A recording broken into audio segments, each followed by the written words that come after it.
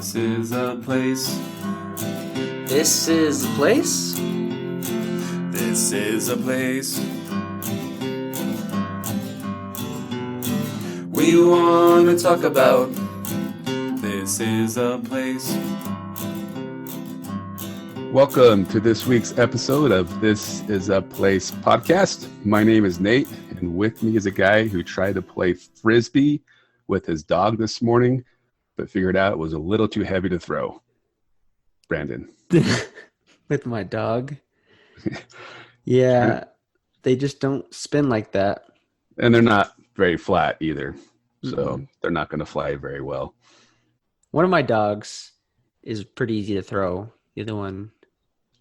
Okay, just get out of the way. I don't throw my dogs. You're going to have... Is it PETA? Yeah, Pete's going to come knock on our door real quick. Shut us down. Yeah, I don't know if I would try throwing a dog. Cat, maybe. I playfully throw my dogs, but not like they were a Frisbee. No. Well, how was your week? Good. Had a good Halloween. Yeah. Did a little bit of trick-or-treating, mostly to family.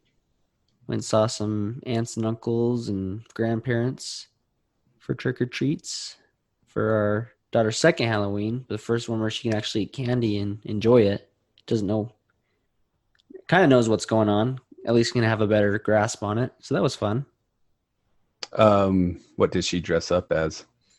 So, Princess and the Frog is one of the only movies she'll sit down and watch the whole thing. And so we decided to have her dress up as Princess Tiana. I dressed up as the voodoo doctor, Dr. Facilier, and my wife dressed up as Mama Odie, the good voodoo lady. Yeah, I was thinking this year, it's kind of interesting because normally you have opportunity to show off your costume at multiple places. Right. At trunk or treats or at work and all that stuff. But this year, it really I think the kids got to dress up the day before at school, but there was no Halloween parade. But I just thought, man, there's a lot of effort this year for Halloween costumes just for the couple hours you get to wear it on Halloween, right? So, but I did hit a couple of people's houses in the neighborhood around 8:30 just to stop by and say hi. So it wasn't like we were out trick-or-treating still, just to say hi. And they all said that they didn't have as many as years past. We actually went over to your neighborhood. Your neighbors have a haunted house in their driveway. One of the Rocky Mountain Haunter houses. Yeah, it was. So I had to take my kids over to walk through that. Really cool what they could do with the little space they had in the driveway. So I was pretty impressed. Went through it the night before with you and your wife and my wife, then had to take the kids through. So they thought it was pretty good. And we also, just so you know, we hit all the haunted houses at Lagoon this weekend. We hit all of them besides the Pioneer Village one. What did you think of the haunted houses? I thought they were okay. For what it is, I think they're fun. Were they better than the corn maze, though? I thought, yeah, that's right. We hit the corn maze on, was that Friday night? Yeah. Before Halloween. So the corn maze over in West Jordan. We took our wives, right, through that one. And I thought that one was okay. To me, I like the ones that are a little bit longer, and that one was a little bit longer because it's frustrating when you pay a bunch of money to go through a haunted house and it's done in 10 minutes or less. So, yeah, I thought that one. What did you think about it? I thought it was okay. I thought it was comparable to Lagoon, right? Yeah, maybe just a step down. I think that the frustrating, but the weird thing about Lagoon's haunted house is that you have to wear the mask, right? And so the workers have to wear a mask too. So they're trying to scare you and talk to you while you're walking through, and like, I have no idea what you're saying. Just go with, yeah, cool, sounds good, like, go for it. So, but yeah, they were very pushy about us wearing our mask and stuff in line. We did, but like they were yelling at people all the time, put your mask on. I think after that article, and was it KSL had that article about so many people at Lagoon. So they were pushing it pretty hard and making sure that you wash your hands and all that stuff before you go in to each house. So hopefully none of that is happening next year. Let's hope so, man. Everyone keeps getting so excited for 2020 to end, the year to end, and I'm like, but you realize, it's still going to be there in January, right? So, what's our complaint going to be about 2021? How do we keep our complaining going? I want to say it can't get worse, but I know it definitely can. Anyway, probably won't turn out this way, but we decided to do a quicker episode today because we've been working real hard and thought maybe we'd throw you guys a shorter episode so you didn't have to listen as long. That's true, because we did have a fantastic October, and we're ready to have a fantastic November. Christmas. Oh, November. November's going to be all right. Just all right. But wait till Christmas. Christmas. You're not giving much weight to Thanksgiving then. Oh, yeah. That's November, isn't it? Yeah. We got Thanksgiving. We've got Veterans Day. We've got Black Friday. Lots of good stuff. It's going to be interesting how all that turns out. I don't know. So, you know what you can do, though, during the pandemic? Play Frisbee. You can throw Frisbee, or you can go play disc golf. Do you ever listen to the Office Ladies podcast? I've listened to like 10 minutes of one episode. They went off on frolfing one day. Frolfing? Mm-hmm. Like disc golf? Frisbee golf. Oh, really? Yeah, some people call it frolf. There's a lot of debate as to what you should really call it. I think that disc golf is the proper term. And if you want to make... Disc golf is the proper term. I am a casual disc golfer. Would that be the correct term? So I go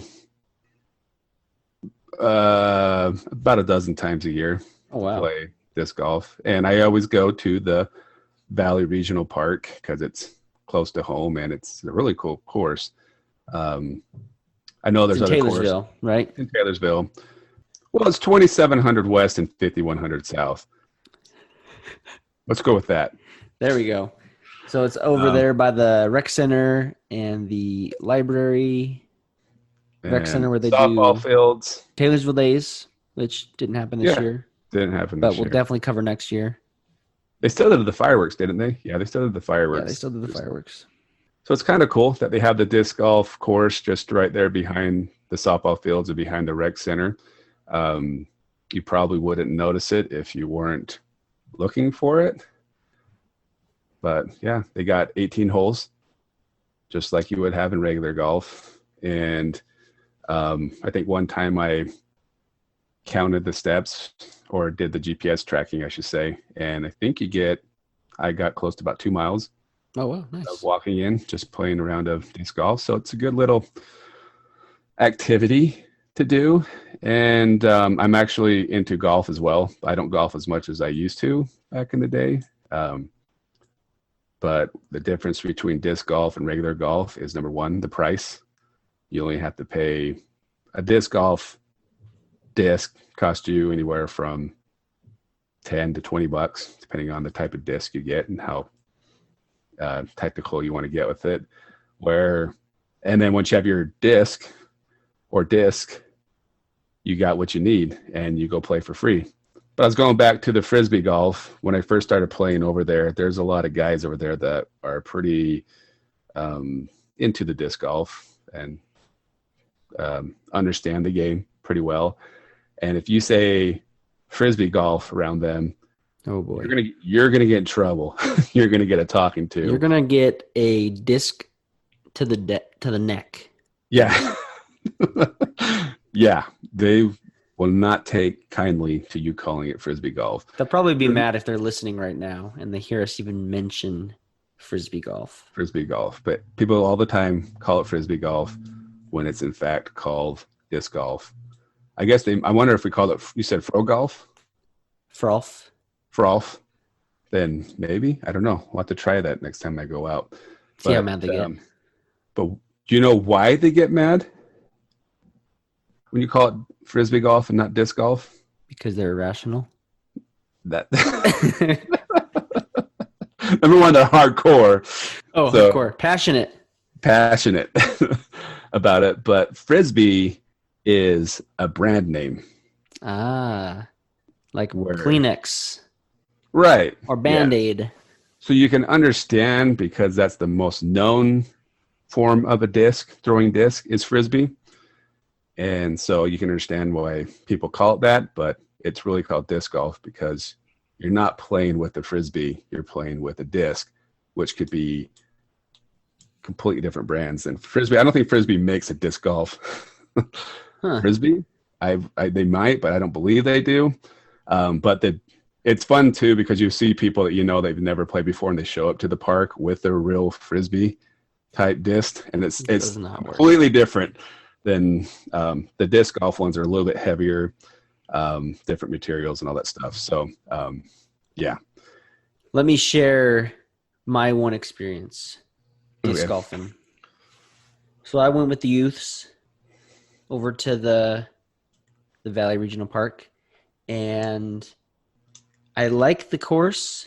It's a fun course. There's lots of different obstacles and trees. Trees.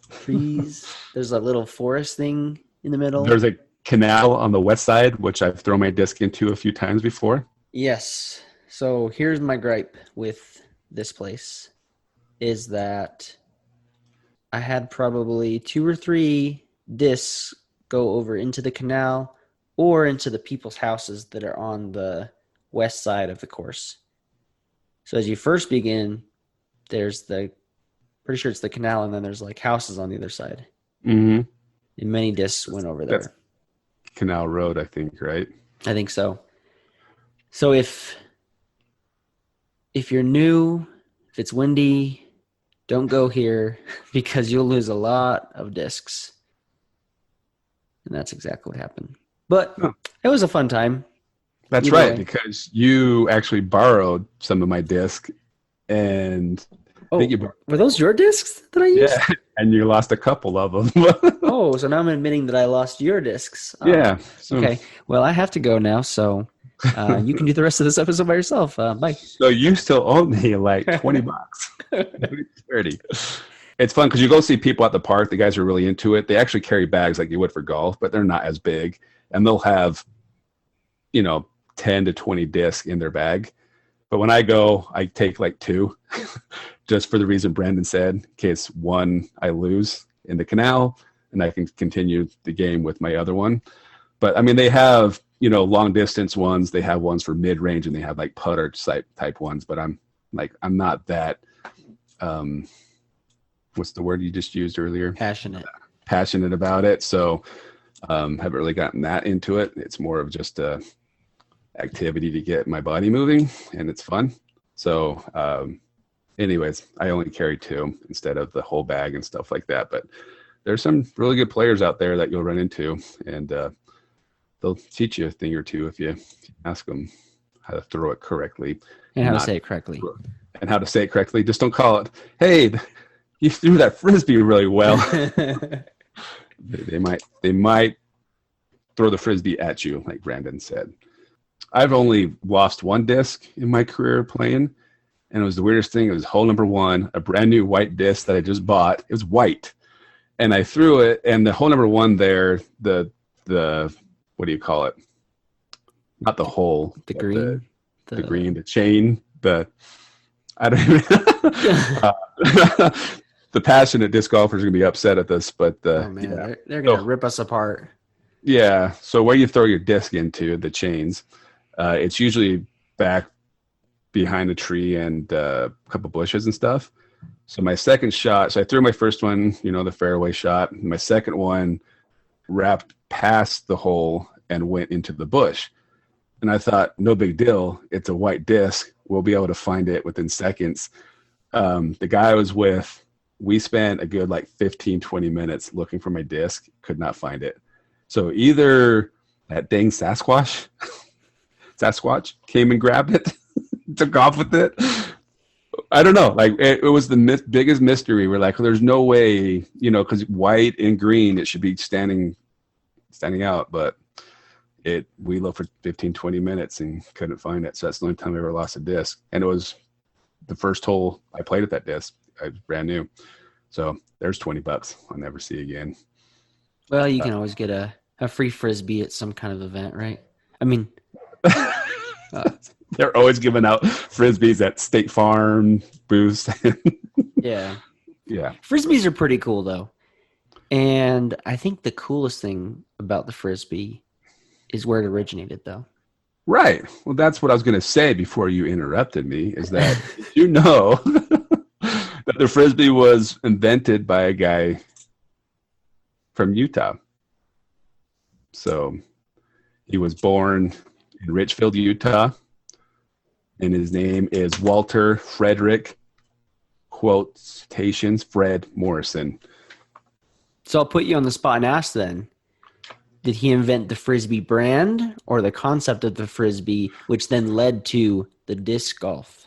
He invented the concept of the Frisbee, which, well, he kind of did. I guess he kind of took the idea of the Frisbee to the market. Does that make sense?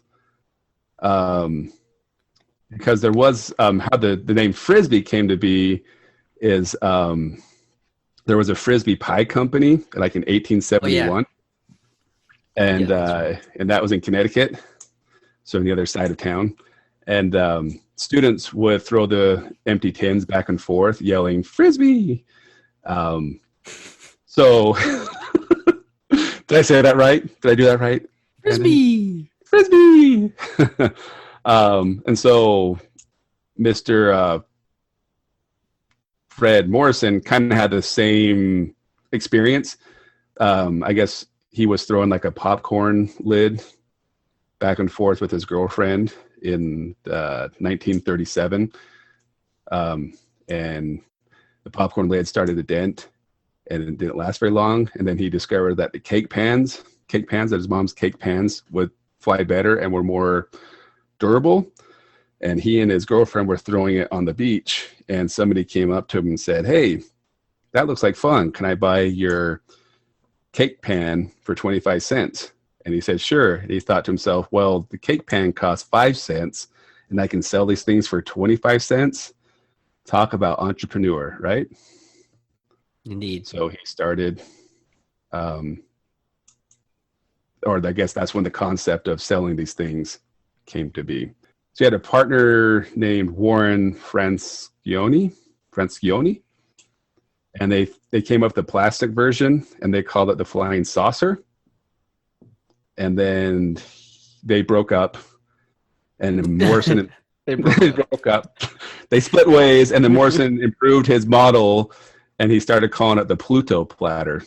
The Pluto platter. The Pluto platter, because he was trying to capitalize on people liking UFOs and stuff back then in the late 50s. And then he ended up selling his concept or idea to Whammo, which is a big toy brand, especially back then. They did like the hula hoop, the water wiggle, and they took his concept and changed the name to Frisbee after the pie company. And apparently Walter, aka Fred, did not like the idea of his invention being called Frisbee until he made millions off of that idea and thought, okay, I'm okay with it now. So I think it sticks a lot better than Pluto platter. Pluto platter. Who ordered the Pluto platter? And then in 1967, to get even more history for you, a guy named Ed Hedrick came up with a better design, which became more the modern Frisbee that we know today. So that was like in 67. And the good thing about Ed Hedrick is that he's the one that invented Frisbee golf. Oh, I mean disc golf. See, you can see why there's so much confusion, because it all originates from the Frisbee. Yeah. I mean, it's just like you were saying earlier. How many times if your kid falls down, do you say, go get a bandage from the the medicine cabinet. What do you Don't say? say bandage. I say Band-Aid. Go get a Band-Aid. Or if you need well, see, nowadays people say get me a tissue more than I've noticed. But growing up, if you needed a tissue, you say, can you give me a Kleenex, right? Yeah. But Kleenex is a brand. So I get it. Yeah. You know, The brand stick. the brand stick. Yeah, that's what people, it's called branding, right? Yeah. And in the Middle East, not Middle East. I'm thinking the Midwest. Big difference. Wow. Couple miles difference. I think we're just the Midwest. I think you say, "Go get me a Coke." Coke just means a soda, right? So you say, "I want a Coke," or "Do you want a Coke?" You go to the fridge. They might bring you back a Sprite. They might bring you back an Orange Crush. They might bring you back it's just Coke to them is soda. So you get it, right? You get it. Yeah. And the cool thing, besides disc golf, and you mentioned that you were on a team once, I think in 1967, high school students in Maplewood, New Jersey, invented where you lived for a few years, right? Yeah. Not necessarily Maplewood, but Maplehood. But they invented another game that you can play with the Frisbee. What do they call it? Ultimate disc golf. Ultimate disc. Ultimate Frisbee. Ultimate disc golf. That's completely. It's where somebody stands in front of the hole and knocks your. I mean, there's a bunch of games that have been come from Frisbee, Ultimate Frisbee. And you said you played on a team once, a rec team. I played in high school and was on a club team. Oh. I only stuck around for half the season, but I still have my shorts from back then. One of my experiences with Ultimate Frisbee was, I think it was 8th grade. Could have been, I'm pretty sure 8th. It might have been 9th, but I'm pretty sure it was 8th grade. We were playing Ultimate Frisbee for the week of gym class. And the coach then, he'd always take all the athletic and jocks and put us on one field and have the rest on the others, right? And then he'd come play with us. And I'm pretty competitive. He was competitive as well. But he was winding up to like try to toss the Frisbee like the length of the field. And I was going up to block him. And he stepped into it like 2 steps. I wasn't anticipating. And he basically backhanded me right in the mouth. And one of my lower tooth on my bottom layer almost went through my lip. And I had blood just gushing down my shirt, and I was wearing a white shirt that day. But the competitive nature that I have, I got up and continued playing and ended up scoring another, what would you call it, touchdown or point for the team. Ooh, yeah. But by then I just had so much blood over my shirt. He's like, Linnell, you better go inside and clean up. So I went and cleaned up, and then it was just because your mouth just bleeds, right? It doesn't stop. So he told me I needed to go to the office and have one of my parents come pick me up. My dad came and picked me up. I had to go to the doctor. It wasn't deep enough, or they thought they had to put stitches in, but he was also worried about me having complications. He asked me when my last tetanus shot was, and I was like, I don't know. When I was like in kindergarten, he's like, you need another one. So they gave me another tetanus shot just to make sure I didn't die from whatever. And I had like a reaction to the tetanus shot, and my arm like swelled up. So I looked like Popeye. And so I didn't go to school the next day. And so kids were telling the coach the reason I wasn't at school is because I was meeting with an attorney to sue him. Oh my gosh. They made up this whole story. I didn't do it anyways. So it was pretty That's fun. how you have all your money. Yeah, I wish. Long story short. So when I came back, he was very, very extra nice to me in gym class for the rest of the year. But I wasn't really meeting with an attorney. I was just home because I had a reaction to the tetanus shot. So when I think of Ultimate Frisbee, I kind of like, cover my mouth. I can feel the bump in my lower lip still from being backhanded by a coach. So that's my story. This is unrelated to Frisbee, but you did bring up the tetanus shot, so I want to share my story of getting a tetanus shot. Okay.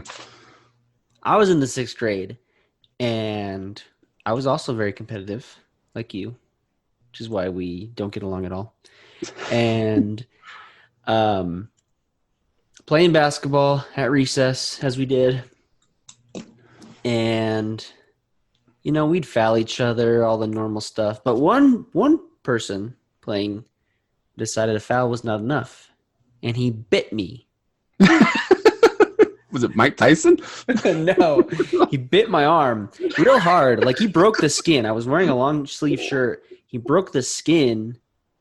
I think probably must have ripped my shirt. I don't know what happened. Wait, how old were you again? I was in the 6th grade. We were grown up enough to know not to bite somebody. Charlie bit my finger.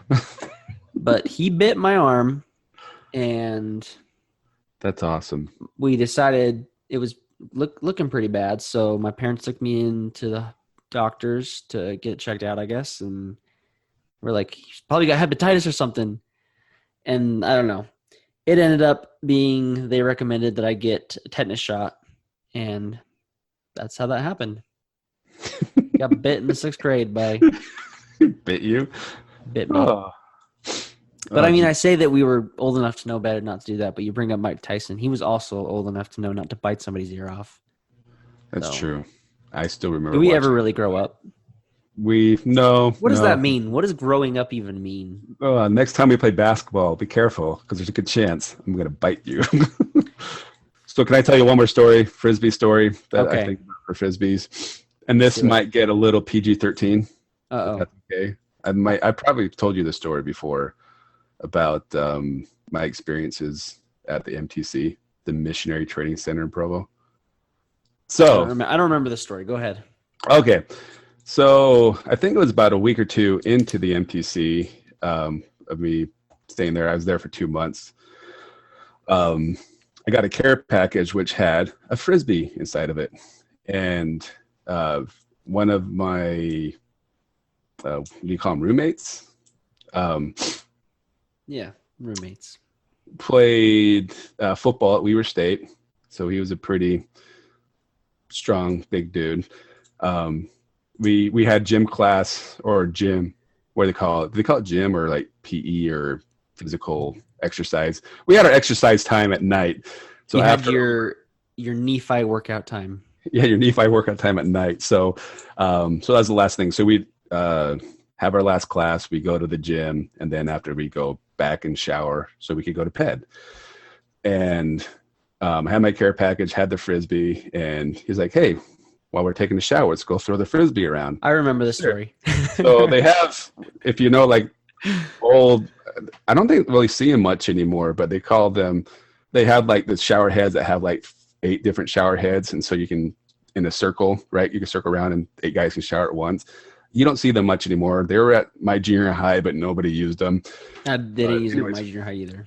So there was one, we called it the Tree of Life on one side, and then the other side, and about another 10 feet away was another one.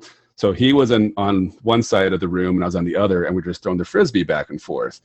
And one time, either he or I threw the Frisbee. Just to clarify, you were completely naked. Completely naked. That's why it gets a little PG-13. I'm sorry if you guys now imagining 2 guys in the shower naked. Play Frisbee. I was trying to leave that out. I was trying to let people come to that conclusion without saying I that made out. it PG-13, my bad. There you go. So, and on top of these showers, they had a little shelf, a circular shelf to put your shampoo on, stuff like that, while you're taking your shower. So one of the times we threw it, it knocked over somebody's shampoo bottle. And then I had this great idea, and I'm like, I got an idea. Let's do Frisbee bowling. He's like, what? I go, so it's I set up frolling. Frolling. It's called frolling. It's not disc bowling. This was Frisbee bowling. So we set up like 3 shampoo bottles on each person's shower section, and we throw it back and forth. And every time you knock over a bottle, you get a point until you knock over 3 bottles and you set them all back up. And the first person to like 11 wins. So we even had like a calendar. We had like a score sheet, and every night we played Frisbee bowling in the shower. Until like the last week before we're leaving, we were pretty close, like neck and neck. We had a championship Frisbee bowling game. And kid you not, we probably had at least 15 to 20 people fully clothed, not watching naked guys play their championship Game. It was fun because like going into the shower, we did like the whole boxing thing we had our robes on, and then we did like the whole like you put your hands on the person in front of your shoulders and did like the announcement and stuff like that. Well, hold on. Why do you guys just like put something on, like some gym shorts or something? Why'd you have to be naked? Because it's after gym class. But like, you could have just went in there and played, like not even showering. You're just playing. We didn't care. You guys decided We didn't care. we're gonna have the championship. We're gonna get down. We're gonna be fully naked. Everybody's gonna come watch it. It's gonna be awesome. Yeah, yeah. And a few kids try to copy us and play too, but it just wasn't the same, right? Anyways, so that was fun. I don't remember who won or who lost, but I do remember the Sunday before we left, they made an announcement that there's no toys in the shower. So if that rule still stands, that's because of us. But to keep going even further, I was playing volleyball at the park this last summer, and people had this game that they probably bought just at the store, right? Target or Walmart, you can buy at Target, where you have two poles about 10 feet from each other, and you put a bottle on top, and you have a Frisbee that you try to throw and knock the bottle over. And I was like, what the crap? If we could have had that aha moment 20 years ago, who knows? Where would I be today? So yeah, Frisbee. That's my story about Frisbee. Sticking to it. And disc golf. It's Frisbee fun. and disc golf. So you got ultimate Frisbee, you got disc golf, you got disc bowling if you want to try that. And you can do it all at Valley Regional Park in Taylorsville. Yeah, I just don't recommend going there naked. So, yeah, it's a really cool park, I think. I know there's a bunch of different parks for disc golf throughout the valley. I think the most popular one's like over in Mill Creek. At least that's what they tell me on the more professional disc golfers who are at Taylorsville. But I hear that one, you'll wait to get onto that course. So we've been real bad about, I think for the whole month of October, we didn't share once any reviews of any places we've done. I know. I was actually looking through. Did you want to do a couple? There's not anything super exciting with the disc. All right. I searched for golf in the reviews for Valley Regional Park, and there are people saying both disc golf and Frisbee golf. Ooh. Nothing super funny that sticks out, but well, the lowest rating I could find for disc golf is 3 stars. Yeah. So the consensus is it's a good course. The only negative I've seen is that in the summer it gets really busy, but yeah, it can be, if you get over there like after work hours, sometimes during the summer, you got like t-ball going on. And so it can be, and even like flag football leagues are going over there. So it can be a little hard to do the disc golf because you're going to be interfering with those things. But it's a good course. I mean, like I said, I don't have a whole lot to compare it to. And I believe even like Solitude, the ski resort, has one on the mountain, but I've heard that one talk about losing discs, that people lose disc on that one all the time. But yeah, if you YouTube like disc golf and watch some of those professional guys, yeah, I'm not even anywhere close. It's pretty crazy how far those guys can throw and how accurate they can throw. But I also don't think there's a lot of money in professional disc golfing. You don't think? No. I don't think so. Like all the sports that I feel like I'd have a chance to be competitive in don't make a lot of money. I did it's see about like the passion. It's not about the money. But it was like a few weeks ago when we were at Lagoon, I saw one of those big lifted trucks, big black truck, you know what I'm talking about, the lifted, nice decked out truck. And it had like disc golf stuff all over it. It even had like this like company for disc golf. So I don't know if somebody made a lot of money prior to being into disc golf or they're making money off of disc golf. I don't know. They weren't in the truck, obviously, so I couldn't ask them. But it's the first time I've seen anything like that.